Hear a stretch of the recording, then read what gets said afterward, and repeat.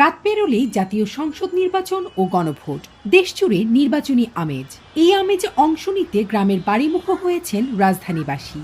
এই নির্বাচনকে ঘিরে অনেকেই পেয়েছেন 5 দিনের ছুটি। দীর্ঘ এই ছুটি কাটাতে ও ভোট দিতে রাজধানী ছেড়েছে কর্মজীবীরা। ফলে ফাঁকা হয়ে গেছে রাজধানী। ঢাকার রাস্তায় নেই চিরচেনা ব্যস্ততা, নেই যানজট।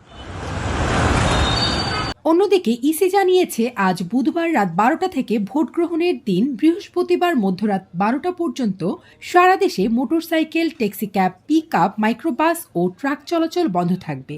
তবে ভোটাররা ভোট দেওয়ার উদ্দেশ্যে ব্যক্তিগত গাড়ি ব্যবহার করতে পারবেন।